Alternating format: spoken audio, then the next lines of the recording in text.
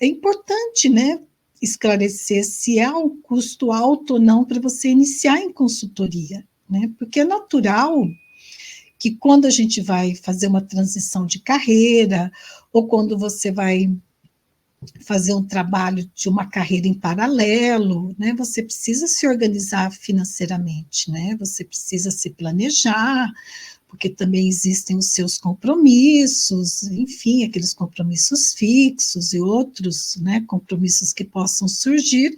Então, é importante ter o planejamento.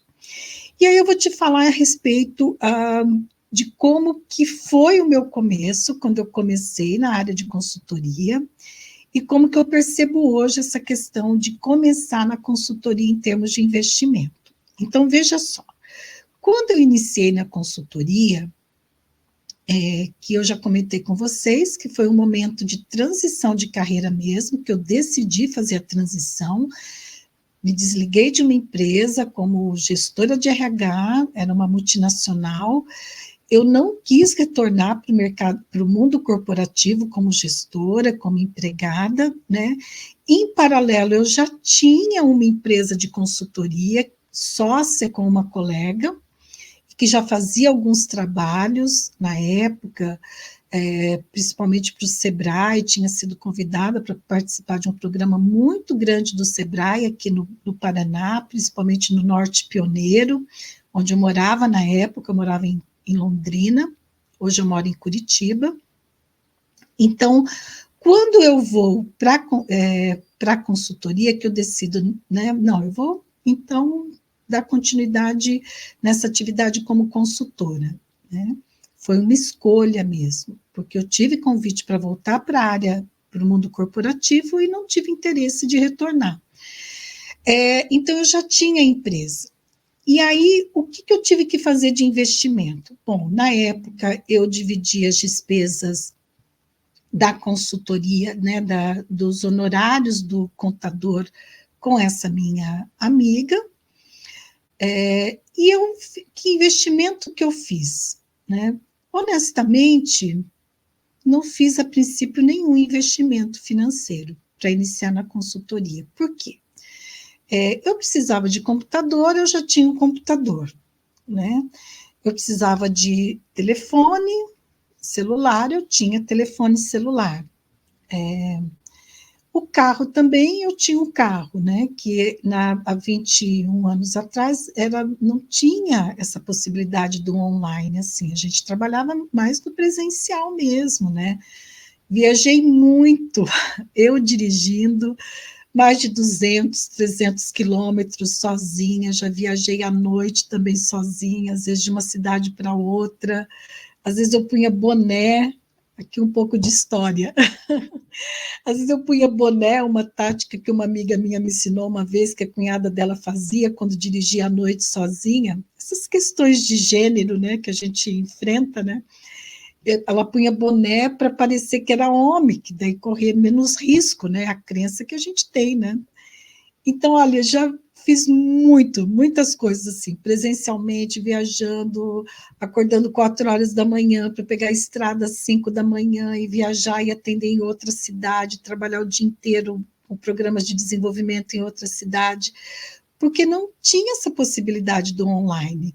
EAD era a coisa que estava assim começando a falar sobre EAD, né? Então, muitas histórias aí para contar.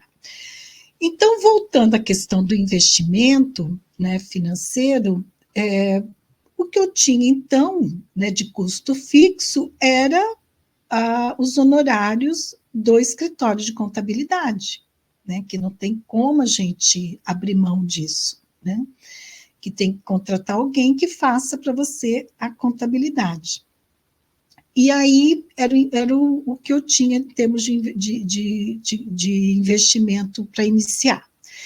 Claro que quando eu iniciei, eu tinha recém concluído a formação da SBDG, o que me possibilitou, na época, fazer essa transição de carreira, porque eu utilizei a metodologia da SBDG, né, para trabalhar com grupos de desenvolvimento. Então, quando eu vou para o mercado, eu vou principalmente trabalhar com desenvolvimento de lideranças, desenvolvimento de equipes, outras competências comportamentais e outros temas também de programas, né? E aí, veja, eu já tinha essa formação, mas com o decorrer, né, do tempo, né, eu fui vendo que era necessário eu fazer uma formação em coaching, e aí eu quis fazer numa instituição que eu considero a melhor do Brasil, que é um investimento muito alto comparado a outras formações de coaching, mas em função do nome da instituição, da credibilidade, da qualidade do método, eu paguei esse investimento, na época, 6 anos atrás, foi mais de 13 mil, deu 13, em torno de 13 mil, 14 mil reais, né? Porque daí também computando com despesas de viagem, de hospedagem, porque eu fiz em São Paulo, enfim, né?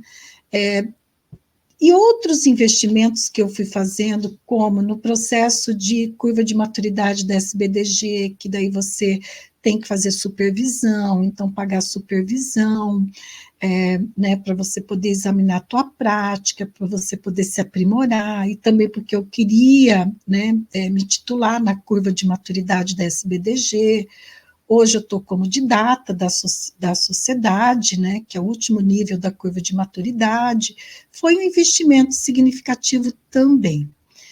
E depois o mestrado, que com o mestrado apesar de ser uma universidade federal, eu deixo de trabalhar um período, né, de uma forma mais assim intensa, eu fico com menos atividade, porque é um mestrado acadêmico, então eu estudava de segunda a sexta durante o dia, então eu tinha que contornar algumas questões. Então veja que eu estou te dando como exemplo o seguinte, que em termos de investimento na empresa, assim, minha empresa já estava aberta, né? O que eu tive que investir, né, além dos honorários do contador, e quando emitir nota fiscal, você vai pagar o imposto, se você não emite nota fiscal, você não paga o imposto, né? Eu investi muito no meu autodesenvolvimento, na minha capacitação, para eu poder oferecer cada vez um serviço de qualidade para o meu cliente, com consistência, e também para eu me manter competitiva no mercado, né? Porque se o mercado está exigindo, está demandando algumas atividades, né, alguns serviços, eu preciso, né, me preparar para poder oferecer, porque senão eu vou ficar para trás, né? Então, assim como em outras carreiras também, né, o profissional precisa buscar esse aprimoramento, esse autodesenvolvimento.